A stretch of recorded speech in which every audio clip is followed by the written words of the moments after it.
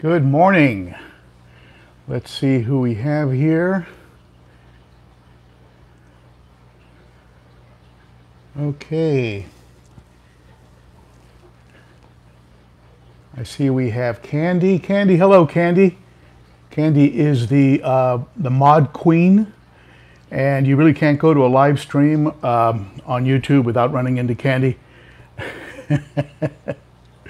Hello, Candy. Hello, Kevin. Kevin Green, thank you so much for your help, buddy. Visit Kevin Green at KG Cichlids, and he's got a YouTube channel. Thank you, Kevin, for your help today.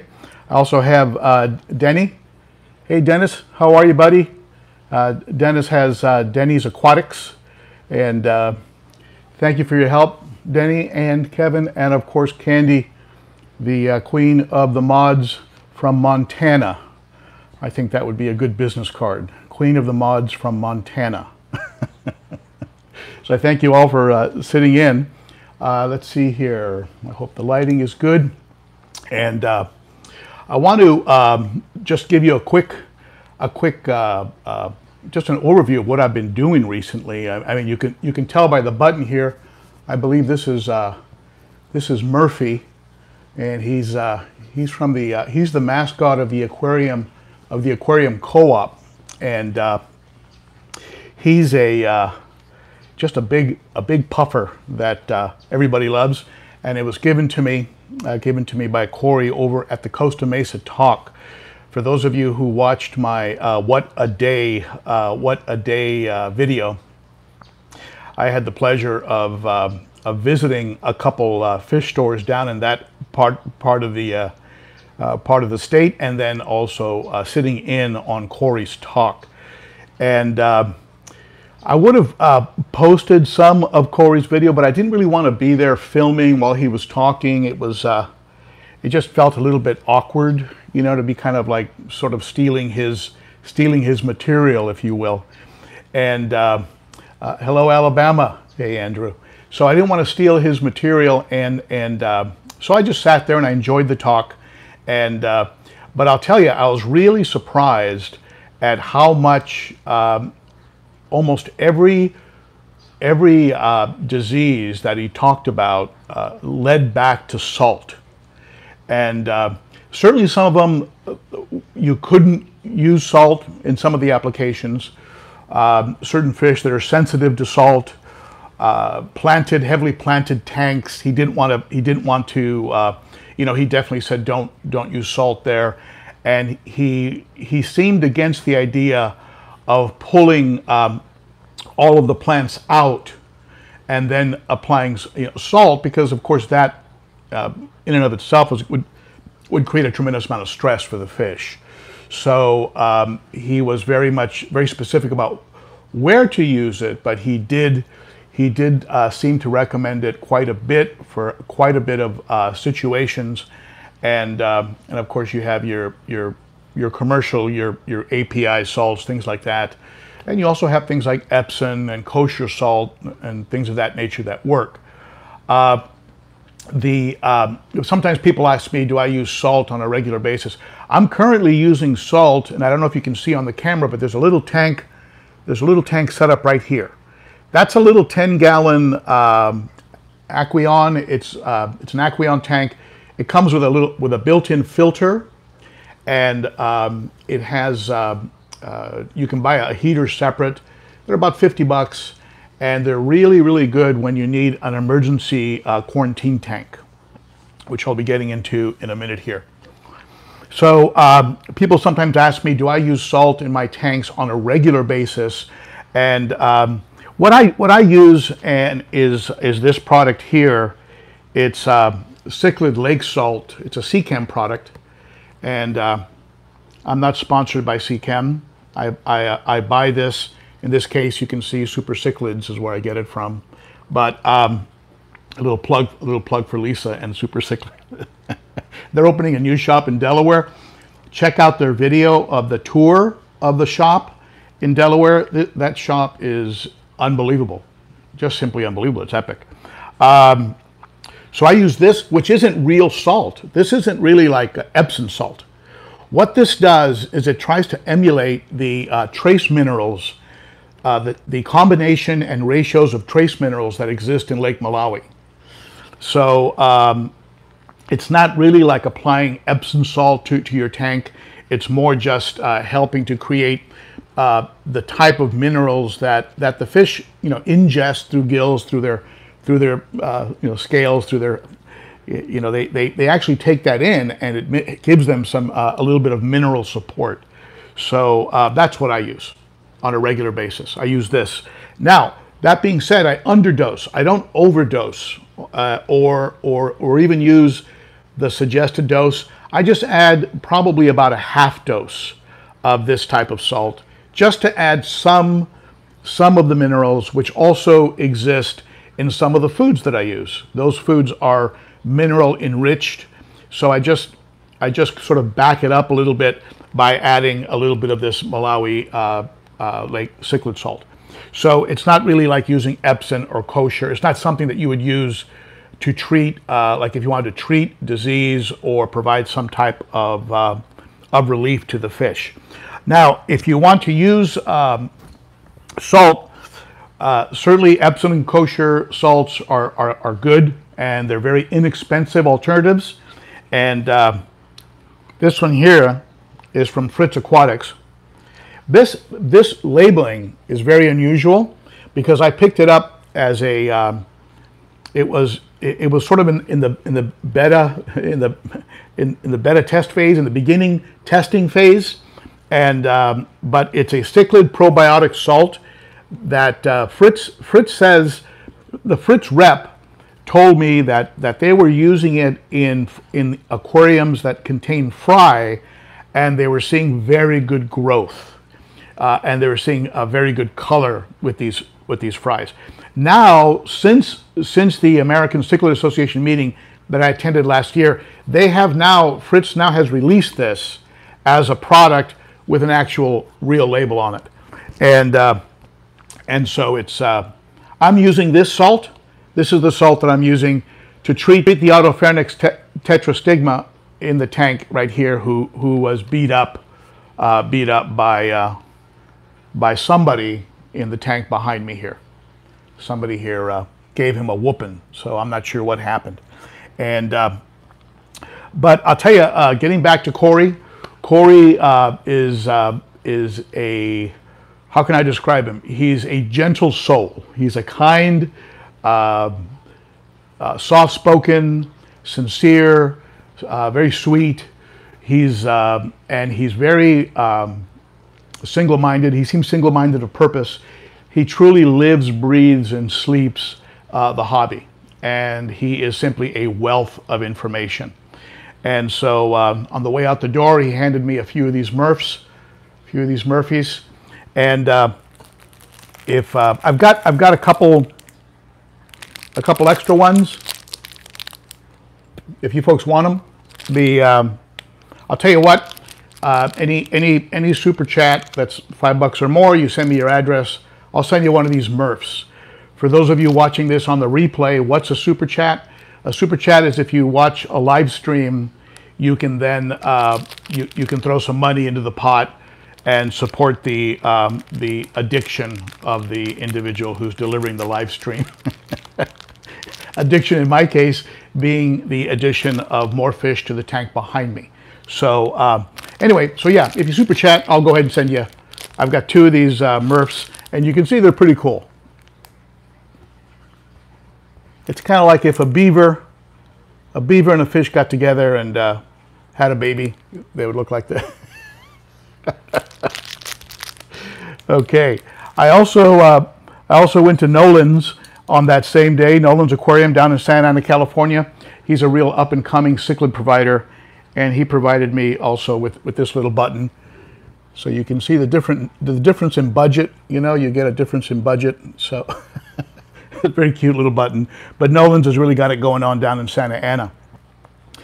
Now, so at any rate, what Corey was emphasizing with salt was that currently a lot of the drugs that are available, not even drugs, but antibiotics that are available to us as fish keepers, are being removed from the market.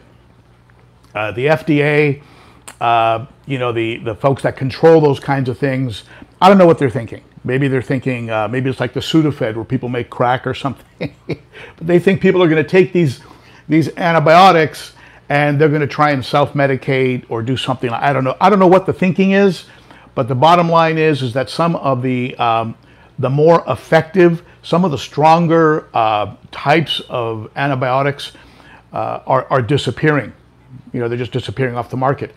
The antibiotic that I used, the Fritz antibiotic that I used to clear up Colomaris when I had a Colomaris outbreak in my tanks, I can't buy that anymore. And that worked for me. It stopped it cold. And I really was a big advocate of that particular medication, and it's gone. It's gone. So, you know, we have, you know, your API General Cures, you have things like that still on the market. But what he was saying is if they keep pulling these things, we're probably going to end up at a point where we're going to have to go old school and really go back to things like salt. Salt, you know, very pristine conditions, and the use of salt. Now, the other thing that he emphasized, and he said it in a way that was very gentle, but at the same time, it's hard hitting. He said that ultimately a lot of these diseases come back to the habits and practices of the fish keeper. In other words, we're creating stress for our fish because of poor water conditions, or maybe poor habits. What could those habits be? Well, you don't do water changes. You don't service your filters. Maybe a person adds fish without quarantine, you know, without putting them in quarantine, and adds disease, parasites, anchor worms, all kinds of crazy stuff, and this stresses the tank. Of course, also mixing fish that don't.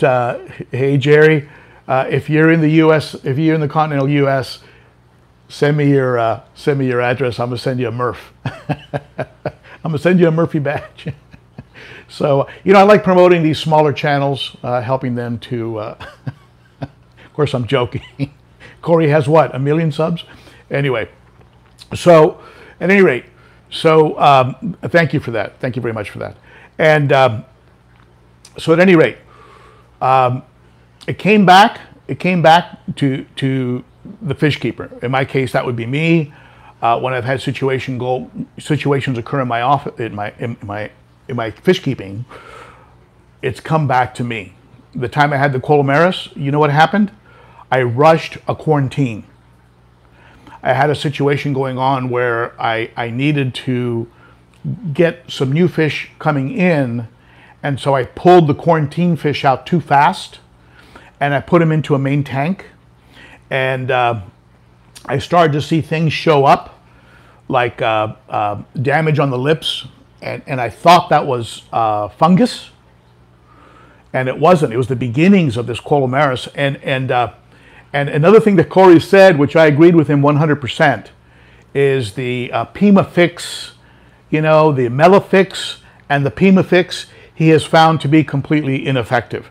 And I'm not saying if it's worked for you, it's worked for you, okay? I'm not trying to get into an argument with anybody on it.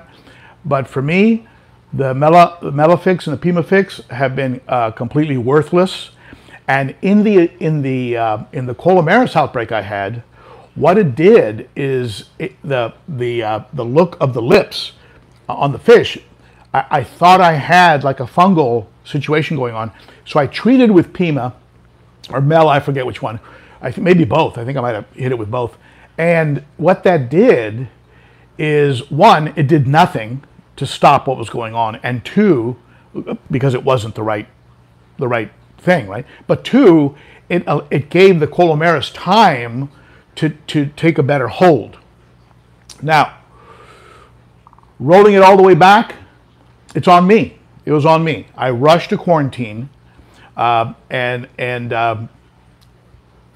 brought it upon myself. I misdiagnosed what was going on, and I used the wrong meds. So have the right kind of meds available.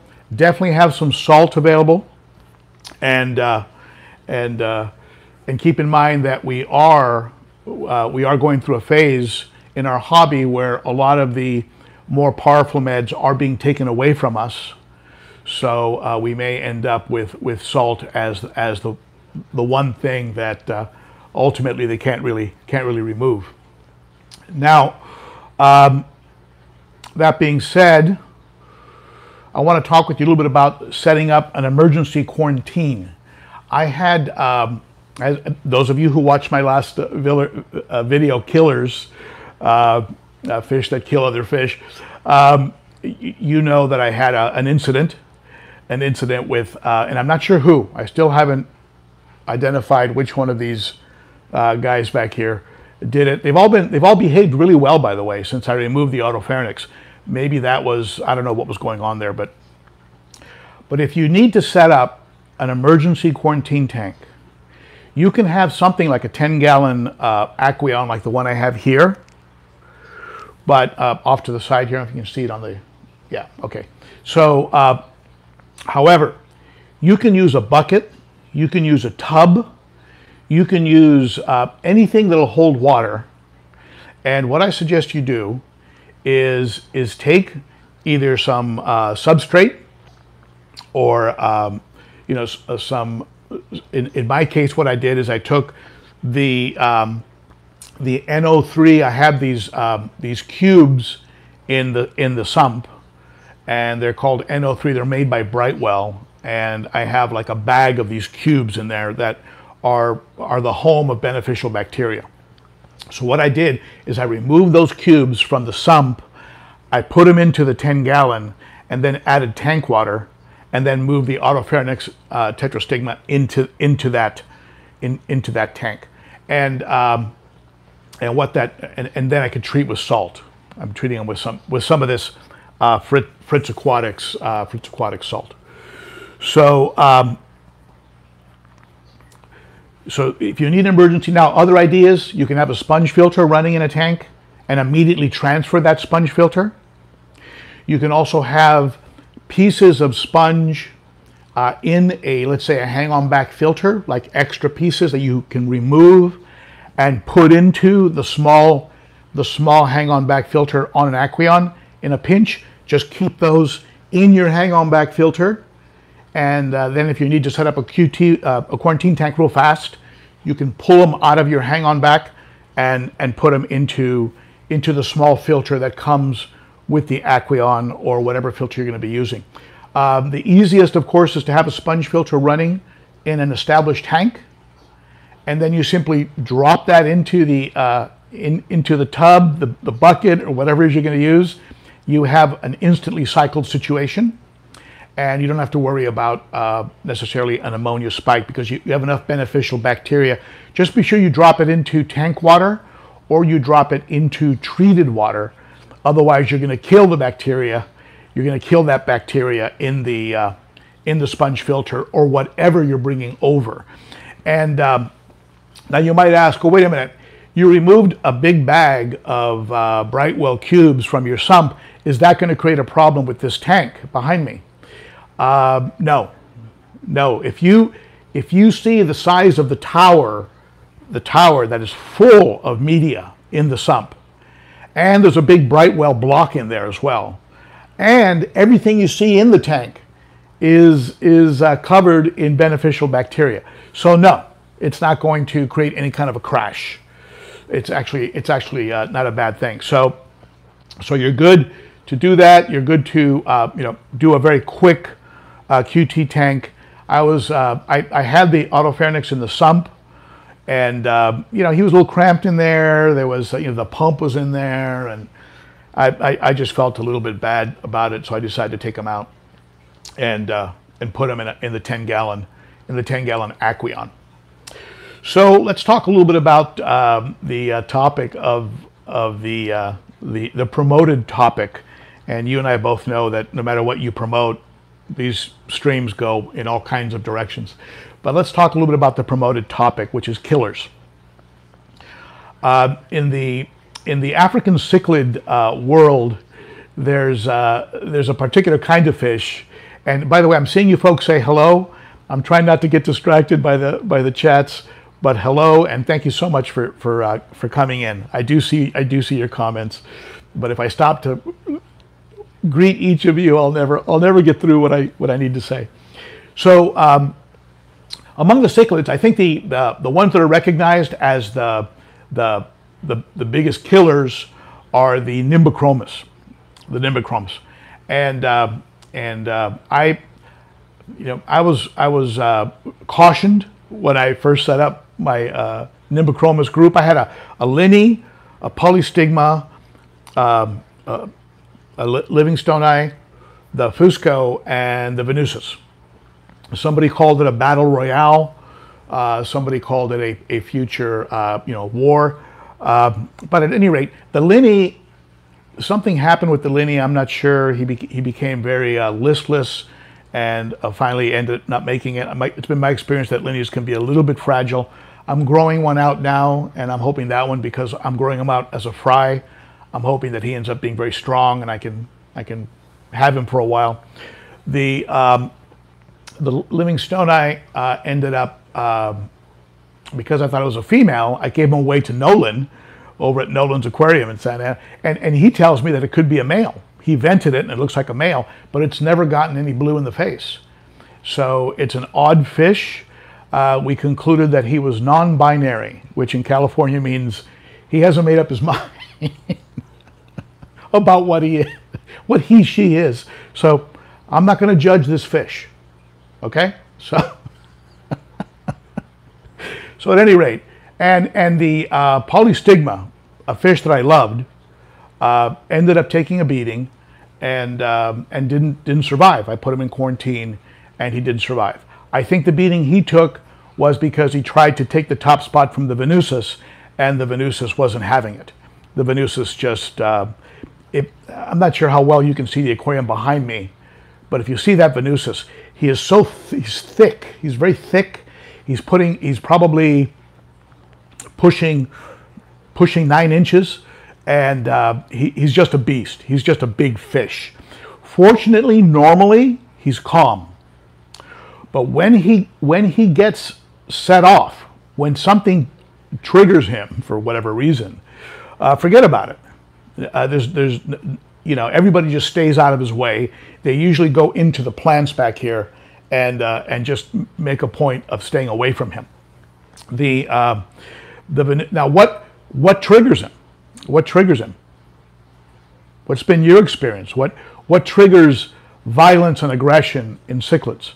In my case, I've seen it after a water change. I've seen them act very erratic after a water change. I also have heard about how hormones in the water, if there's a female in the tank, sometimes that can get things going. You see that sometimes at nightclubs. Of course, that's a joke, of course. But the hormones, you can see the hormones can have an effect. And I have in here what is turning out to be a female hawk, right? And this hawk is, of course, this female releases hormones. So I am going to ultimately remove that hawk from this tank. I'm not sure if I'm going to breed her with the male hawk I picked up from the Cichlid Shack. I might actually breed her, or I may end up giving her away, possibly to Nolan or somebody like that. But so I am going to remove her and see if that makes a difference. Let me grab a sip of coffee to lubricate my throat here. I'm thinking of calling my live streams Cichlids and Coffee. What do you think? Just an idea. I think Kevin and we talked about possibly cichlids and beer. Anyway. So at any rate, so I've noticed water changes can trigger it, hormones could possibly trigger it, and fish that are similar in size and color. Sometimes that can be a trigger because they see that as a competition. And Dr. Jade, Thank you, buddy. You're getting the last of my Murphys. Send me your address, and I'll send you one if you want one. You don't have to take it. So similar size and color. For example, when I put a blue neon in with a bicolor 500 in the 100 gallon, I had some concerns. Fortunately, the bicolor was so large that I don't think it really saw that blue neon as a threat. Now, when that blue neon puts on size, that could become an issue down the road because they are very similar in color. That tank doesn't is going to be all male, so I'm not going to have the hormone issue necessarily. I'm not going to have them competing for a female. But you know, these fish are a little bit crazy. I don't even think in many cases that you even need a female in the tank for them to go into their breeding sort of madness that they get into. If I had $1 for every time that I've seen the Fusco and the Venusus, who are both obviously males, do their little breeding dance together, in particular after a water change. And again, I'm not going to judge, but but it happens. Something triggers, and they get into that. So I'm not really sure if having the hormones in there is going to make a difference, or removing the females is going to make that much of a difference. I'm hoping it does, because I'm trying to solve this problem. Now, competition, size and similarity in color, water changes, these are all things that can cause these triggers. And then when it triggers, something very interesting happens. If one fish gets over on another fish and starts to beat it up, you see this phenomena occur where other fish, normally not even violent fish, start to jump on. It's almost like nature's way of culling the weak. And so I had this Autopharynx tetrastigma, who is very dear to me. I raised him since he was just, like an inch. You can see him in my old videos. He was just like a little inch, and now he's 6 inches. A beautiful fish. But right now you don't want to see him right now. He's a train wreck. But at any rate, the Plastodichromys johnsoni, who is very peaceful, and the Malawi trout, who never gets into it with anybody, who, by the way, is now longer than the Venusus, they started taking cheap shots on the Autopharynx tetrastigma. So once you get this thing rolling, once you get this thing going, it's going to cascade. It's going to escalate, unless it's just a temporary chase that ends off real quick. Now, this is why I tell people, I suggest to people, when you add fish to a tank, never add them when you're going to be going away, or when you're going to be away from the tank for a while. Like, let's say you add them on a Friday before you go to bed, or you add them before you go on a short vacation. Because for the first few hours, as they're kind of feeling each other out, you might not see something. But then when they realize, wait a minute, this guy is a threat to my top spot, all of a sudden it breaks out. And if you're not there to observe and then possibly remove one of the fish real quick, you're going to have a dead fish on your hands.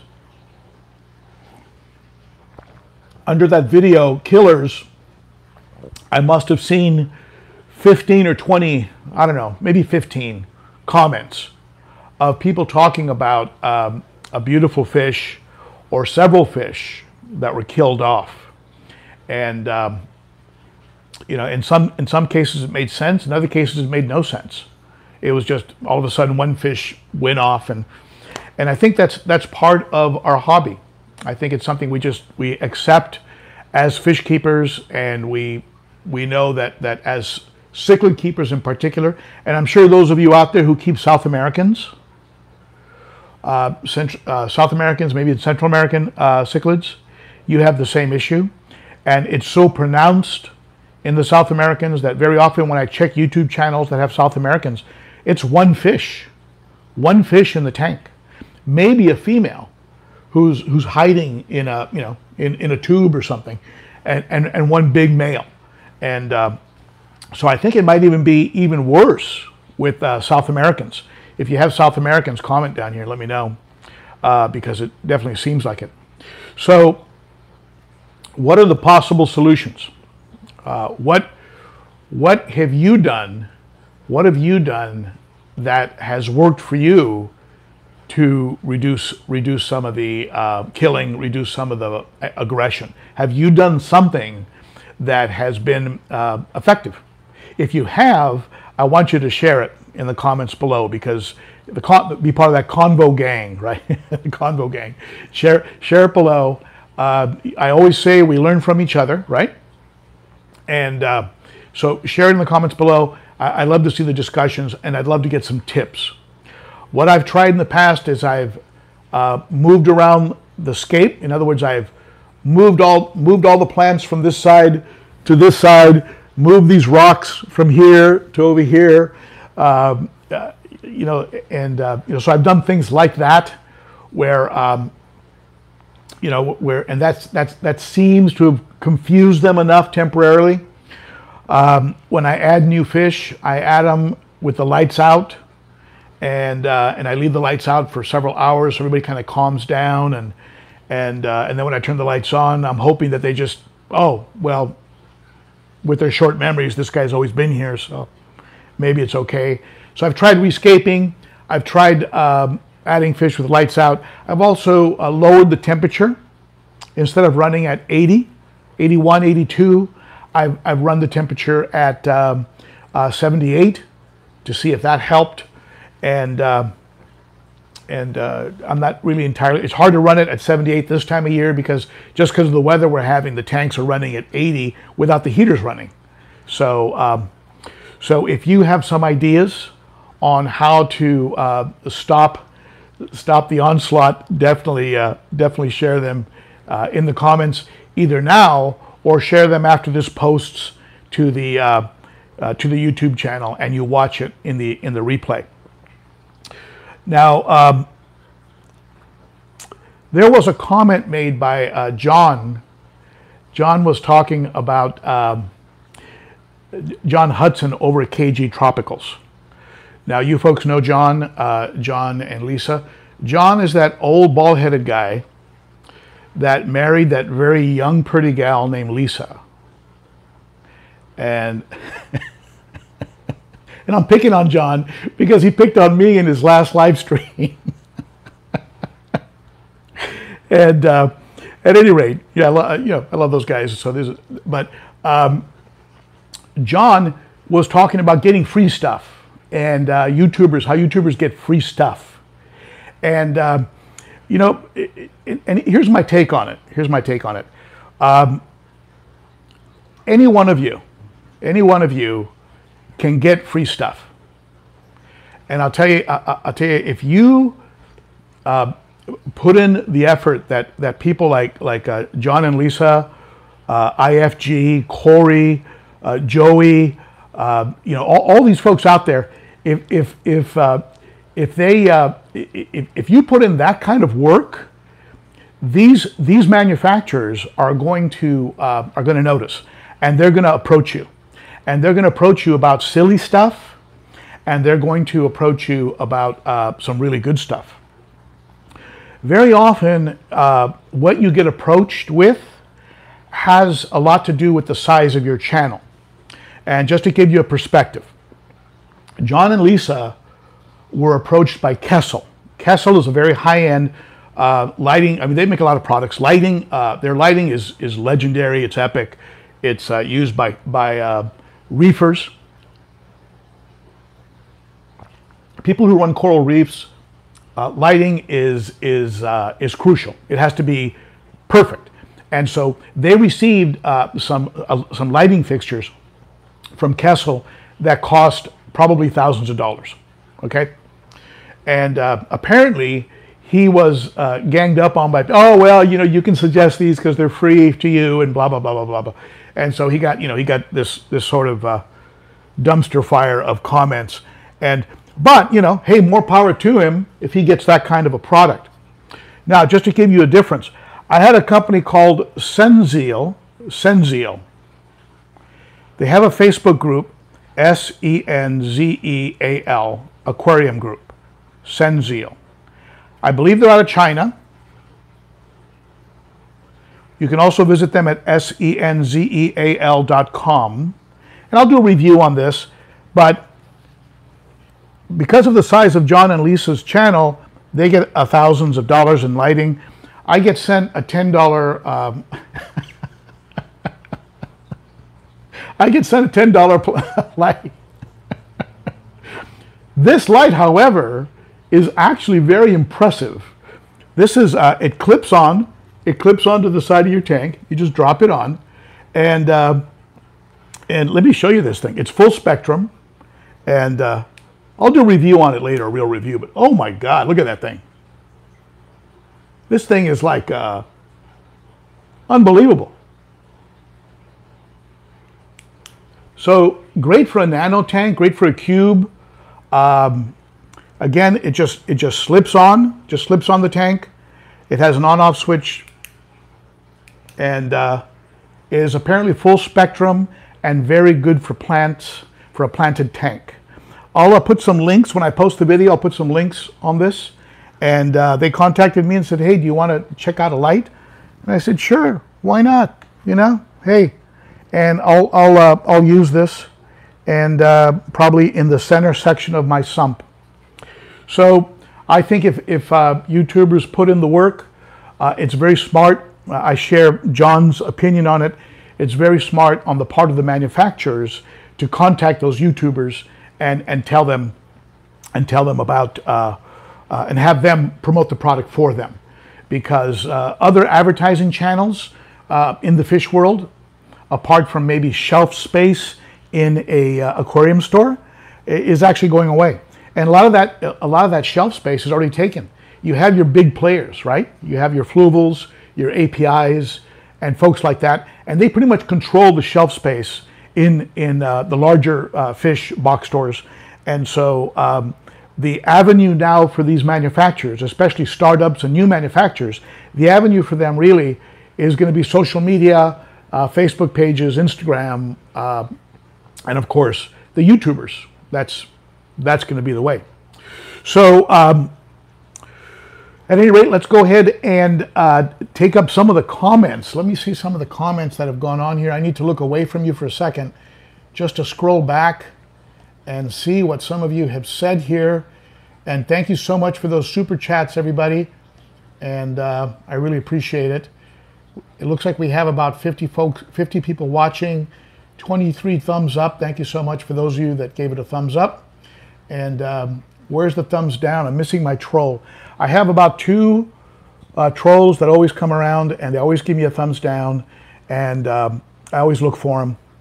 They're and the joke, of course, is that any rating up or down lifts the video in the standings. So I encourage the trolls to.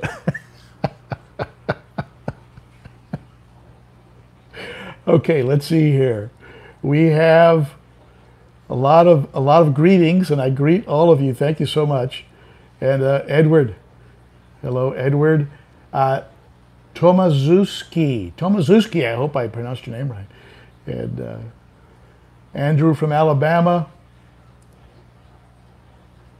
Let's see. I'm looking for some questions here. If you have some questions you want to ask me, here's your opportunity. Go ahead and put them in. And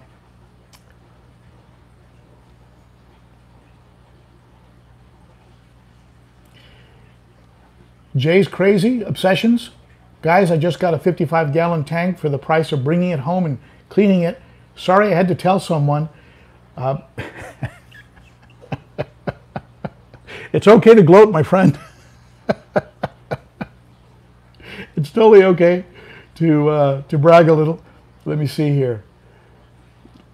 Let's see.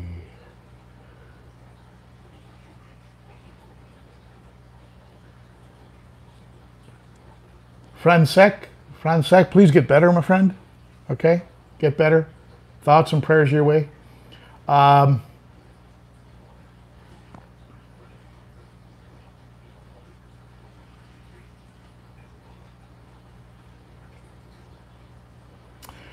Brian Garrett says he forgot to turn his canister on before he went to bed last night.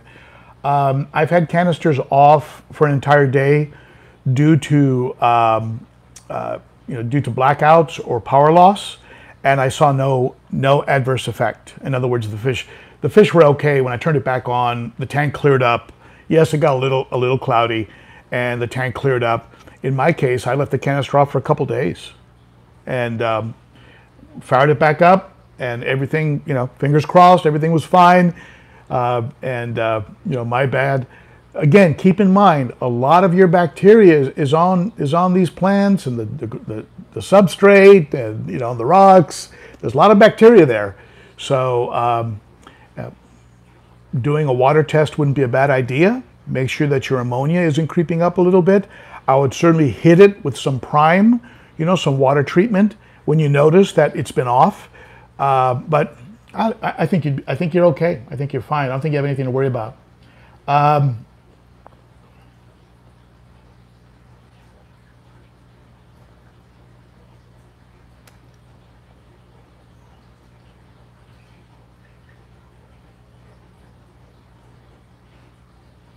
Genevieve,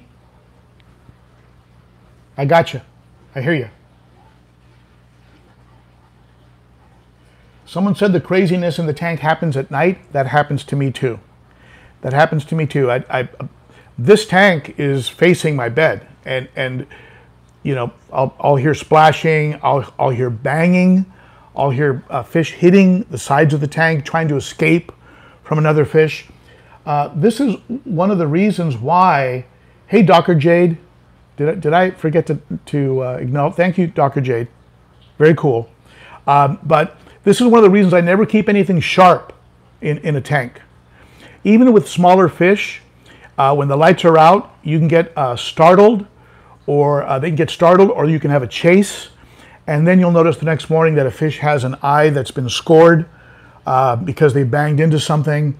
There's something going on, and so I keep things that are rounded on the edges and soft, and nothing that'll poke the fish. Okay.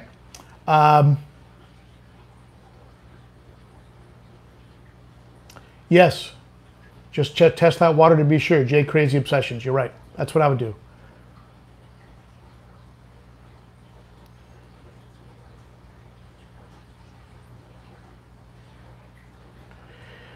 Let's see here. Let me check some more of your comments.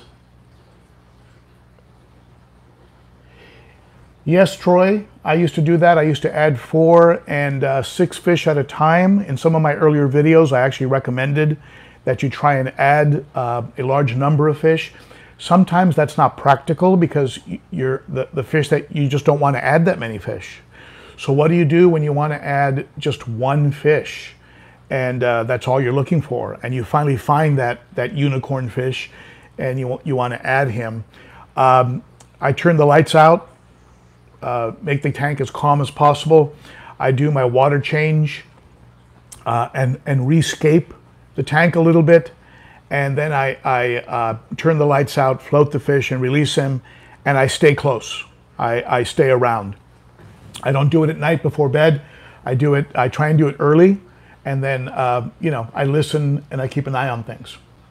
And because sometimes you don't have a choice. You can only add 1 fish. That's all you're looking for, okay? And KG Cichlids, you made a comment about a rack. I'm not really sure what you're referring to.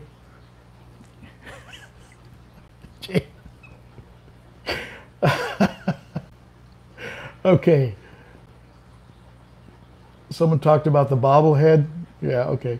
Let me see. John made a bobblehead of himself. All right. Christine, let me see. I totally agree. Don't like people say stupid things about the fact that you guys get free stuff. Yeah, thank you, Christine. You know, that's true. You know, it's do the work, get the rewards. It's a win-win situation. It's a win-win situation for the vendor. It's a win-win situation for the YouTuber. And hey, Paul, the Inventory King is here. Visit his channel. He's got some great stuff going on with salt tanks. And of course, he has some beautiful cichlids. For those of you that don't know, very often I get comments about the Meduca white lips that's in my 100-gallon. I got that fish from Paul, the Inventory King. He sent them over to me. And let's see here. Rianne wants to know if I've ever experimented with critters, shrimp, copepods in your sump. You know, it's funny you say that. I was just thinking about that, about adding some shrimp. There are some beautiful shrimp, reds and blues, and they're just gorgeous.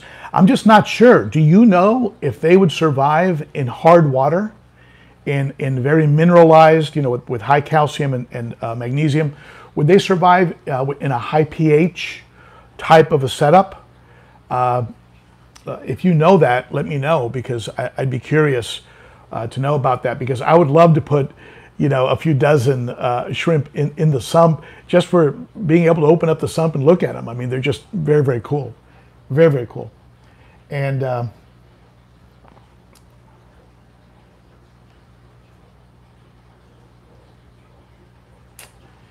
somebody said that they injured, Brian Garrett said they injured the an eye on one of the fish while stripping fry, but yeah, you know, very often when you see the eye injuries, just like if you see a slight scrape on the scales, good clean water, you know, water change, pristine conditions, it'll heal up on its own.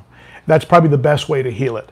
Immediately going into any kind of medications and things of this nature doesn't really help, I don't think. And the other thing that was mentioned by Corey at the Costa Mesa talk was, I asked him specifically, if we do use antibiotics in an aquarium, do we have to worry about our beneficial bacteria? And he said that it has, in his experience, which I respect quite a bit, perhaps more than any YouTuber because of his education, in his experience, he has never seen meds, he has never seen antibiotics added to an aquarium negatively impact the beneficial bacteria. So I'm glad that's something I can put into the category of not having to worry about. So Jerry is saying that he has a Malawi hawk that's at 6 inches and hasn't colored up yet. And you know, it could be various factors. If that Malawi hawk is feeling at all intimidated, if the Malawi hawk is low in the pecking order, they will try to be invisible. And it's you know, and by invisible I mean they don't get into what another fish might think is breeding dress and attack them because they see him as a threat.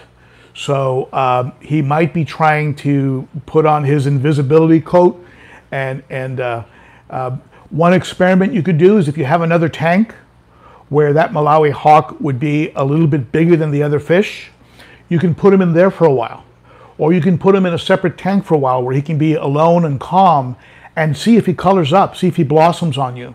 And then you know that what you have is a situation that has to do more with an intimidation factor or a pecking order, where that fish is in the pecking order of the aquarium. So you can try that. Like I said earlier in the stream, I have a Livingstonia that was it was vented by Nolan over at Nolan's Aquarium. It's definitely a male. It's got some beautiful egg spots, but it's never ever gotten blue in the face. So and it wouldn't breed with females. That you put it with females, it wouldn't breed. It's in an all-male tank and it's doing fine now. But so sometimes you do get these anomalies, And I'll tell you something else.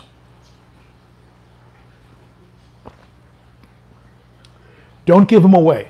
Don't give them away just yet.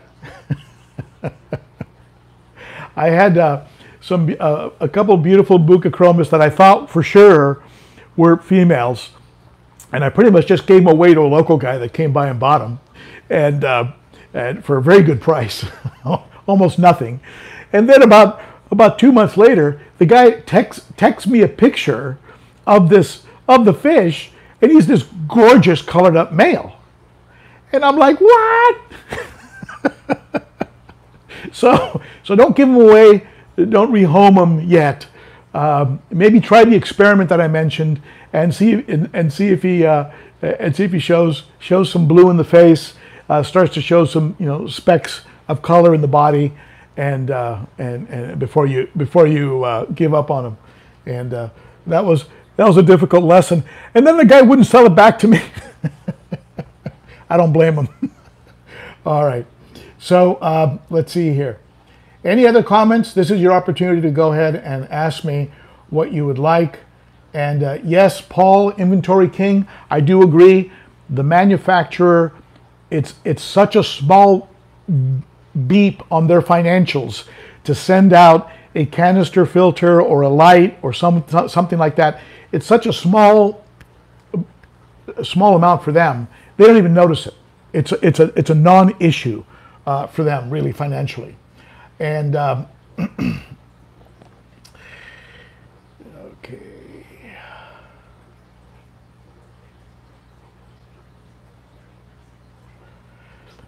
HV8019. How hard is it for a cichlid to be colored back up after an illness? Well, I think that depends on the recovery. I mean, I've seen, well, I'll give you an example.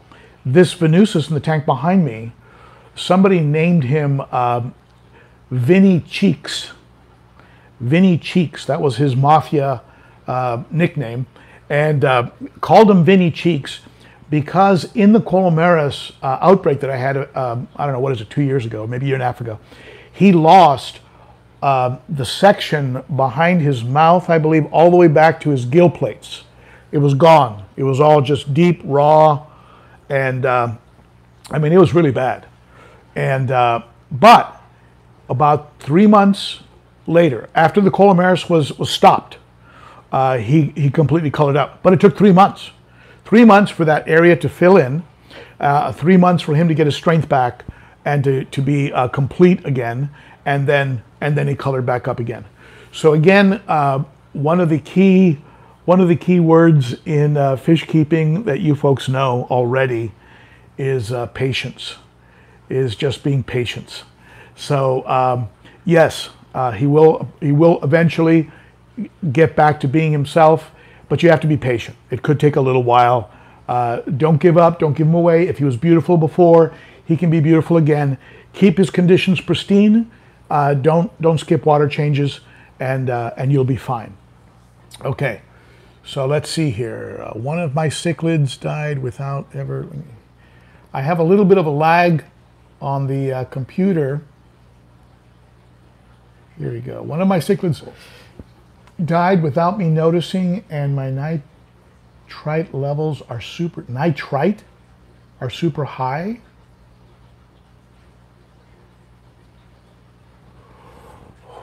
Well, that's interesting to me. Yes, Brian, yes, Crooksvib, yes, water change and treatment. When something dies, it starts to decompose, just like food and fish waste decompose. This creates ammonia. And that ammonia, of course, is going to convert to nitrite. And it could actually overwhelm the bacteria, the beneficial bacteria that you have going on. So you probably had a spike, a bit of a spike, and so yes, treat.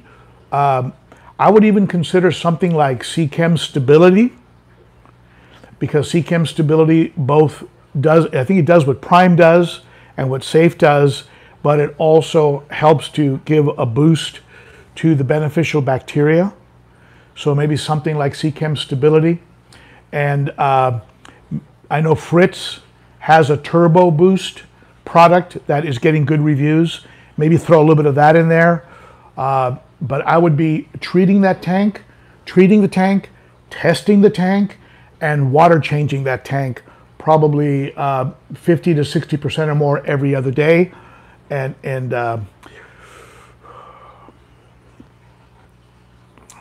I don't know, if you want to grow beneficial bacteria, certainly do some water changes immediately. But then when you put in the Turbo Boost or the Seachem Stability, very often it's recommended you don't do the big water changes. Let it go ahead and develop the bacteria, but keep testing. And if you're getting nitrite, and certainly if you're getting ammonia, just be really on your toes on that. Okay. And anyway, other folks are chiming in. If you have some tips, looks like Denny likes the Turbo Boost product. If you have some tips that can help this person, go ahead and add them to the conversation.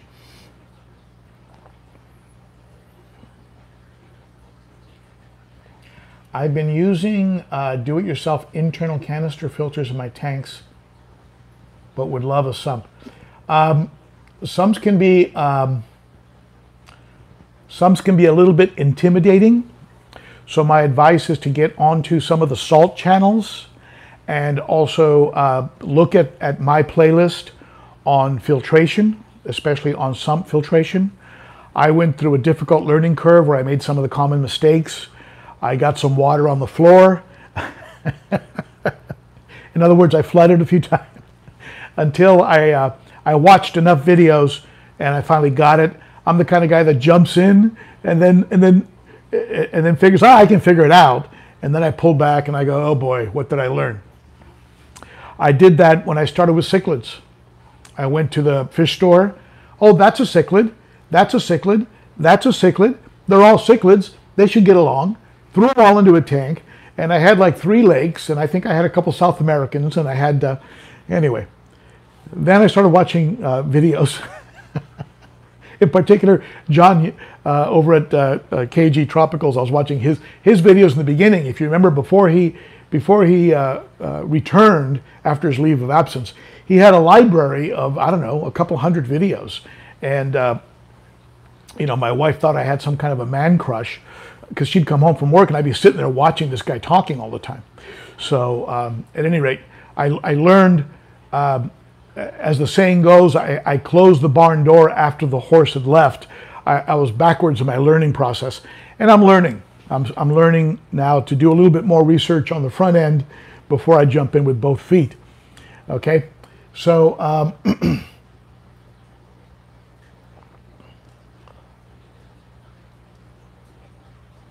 so let's see here.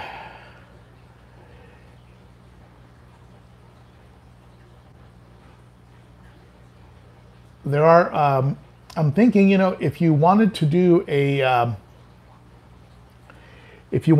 sump, you could conceivably get a hold of a maybe a 20 long. Get a 20 long, and you could do they have what are called overflow boxes. They're not as good as a drilled tank, but they work. You can use an overflow box, and you can put safeguards in the overflow box. Very often they come with safeguards so that they don't siphon your tank and overflow your sump. You can keep the water level in the sump low enough so that if you did get, if your pump died, you wouldn't overflow the tank, the sump tank.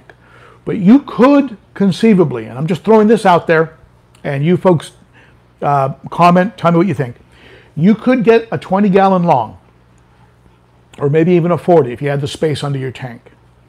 And you could just buy some thick, cut to size Matten filters like Swiss Tropicals. You could buy a coarse, a medium, and a fine. You could stack those in the middle of that 20 long, and on one end have the return, have the, where the tank dumps water in, and behind the filters, the sponge filters, you could throw some media if you wanted to, right? You could put some Biohome or some Marine Pure or Matrix or whatever you want. Throw some of that there, and then have a return pump. And if the sponges were sized correctly, so they're half an inch wider than the tank, than the width of the tank, they'll stand up. And if they're a couple inches, 3 inches wide, they'll stand up. And you just push them one against the other. Your coarse, medium, fine. Water comes in, goes through the sponges, goes over that media that you have there, and then gets taken back up with your pump. That could work as a sort of experimental sump. Share your thoughts below if you have some ideas on that. I don't see why it wouldn't work. Half man, half cichlid. John, I think it's Kokomos. John, half man, half cichlid. He has stacked Swiss Tropical Matin filters, and that's what his water runs through in his massive sump. And he has all the media, other media, and he has chambers too. But if those sponges stay upright and the water has to go through, you're going to get the desired result. You're going to have basically a very large hang-on back filter. You're going to have water coming in through one end, cycling through, getting pumped up on the other, and then you could throw some shrimp in there to help things out. So, at any rate, somebody says they love the red cap Lethrinops. I would love that fish to breed. In other words, I'd love that fish to give me some fry. The female keeps eating the fry.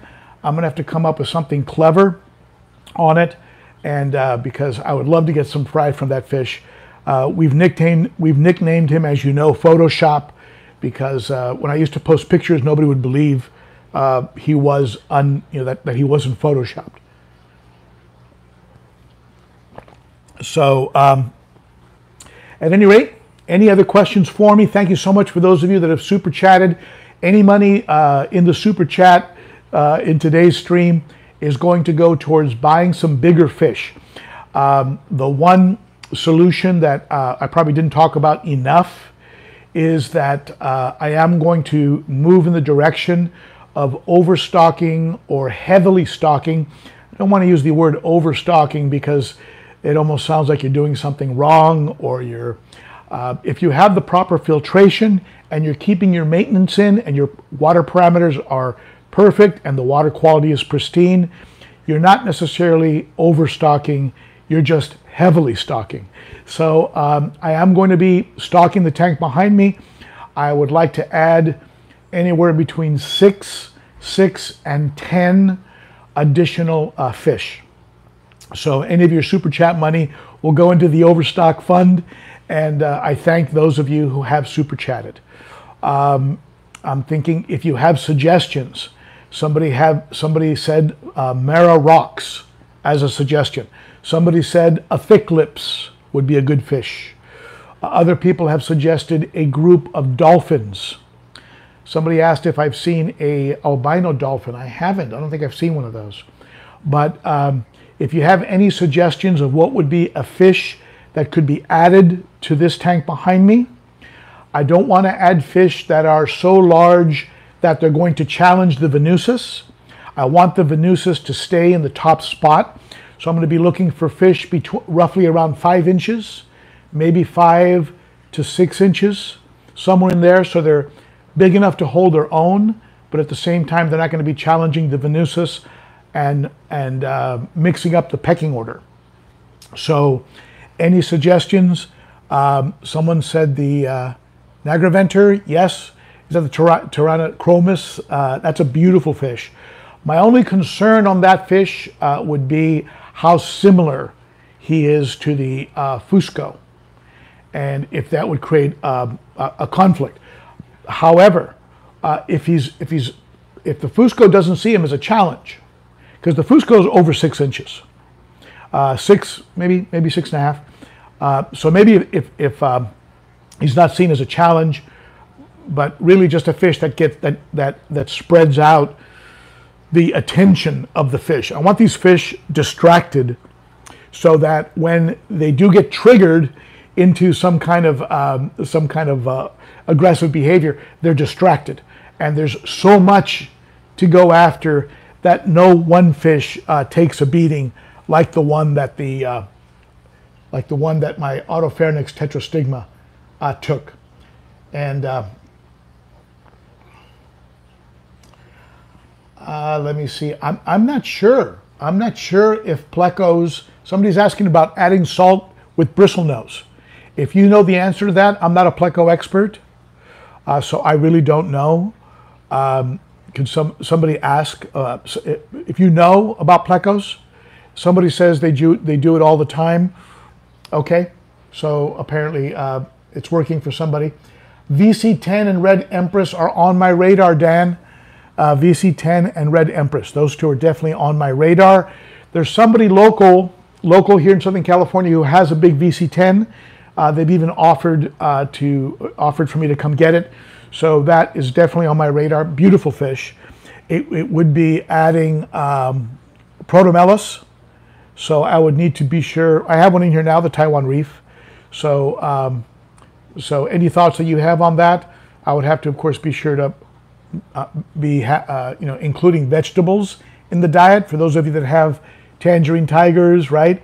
VC10s, Taiwan Reefs, fish like that. Be sure to include veggies in that diet.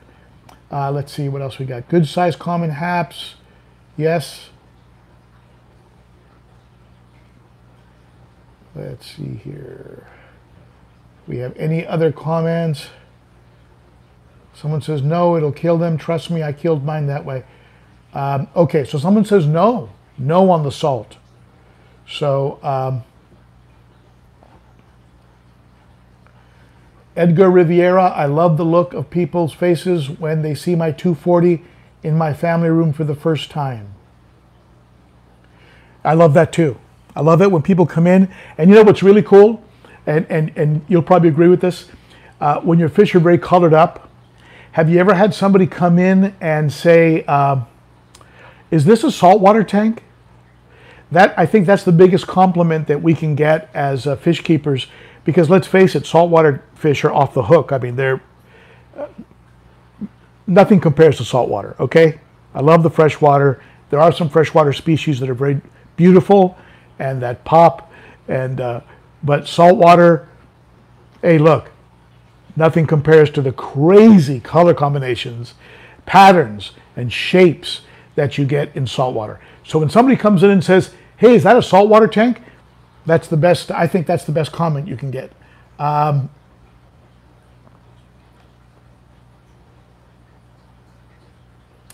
Firehap, Mara Rocks, and Ben, have you ever heard of a dolphin blood peacock?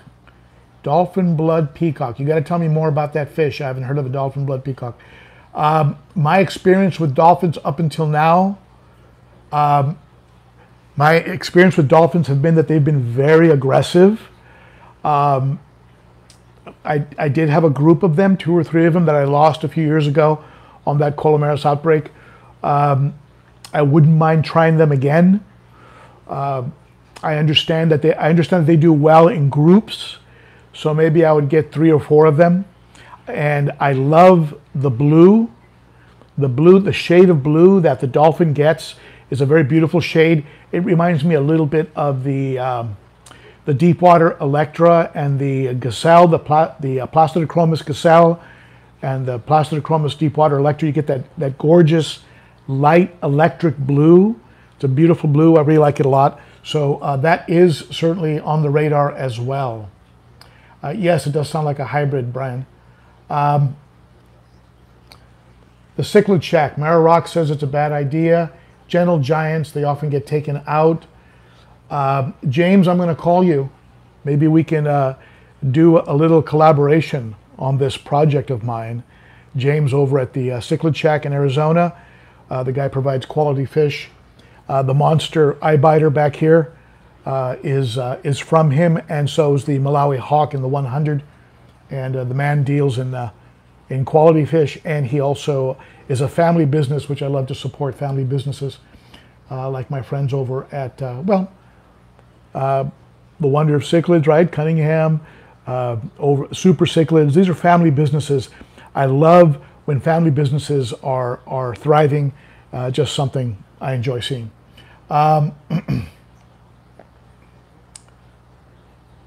Dragon Bloods. You know, I'm a little afraid of a dragon blood. I had a dragon blood that was half to 2/3 the size of every fish in the 100. And he had all the fish corralled to one side. All the fish were corralled. Beautiful fish. But he had a chip on his shoulder. You know, he was like a gangbanger. I think he had a little tear tattoo under his eye. I think I'm going to be, I want to thank all of you here for sitting in. I think I'm over the hour I normally allocate, and I want to thank all of you who sit in on these live streams and listen to me ramble. And you folks are really, I really do think you folks are the best. I really have the best subscribers, and be sure to hit that bell if you haven't already, and be sure to sub if you haven't. And thank you to those of you who super chatted, and that's very appreciated. It really, I really thank you for that, and it keeps me inspired. And I want to thank Kevin and Dennis for keeping the chat clean, and also to the rock star from Montana, Candy, probably probably for sure the best moderator on YouTube, and certainly the most in demand, always willing to help, just like Dennis and Kevin. Thank you. The three of you are the best. And I think that's all for me today. Thank you so much for tuning in, and that's all I have for you. Thank you, my friends. Bye-bye.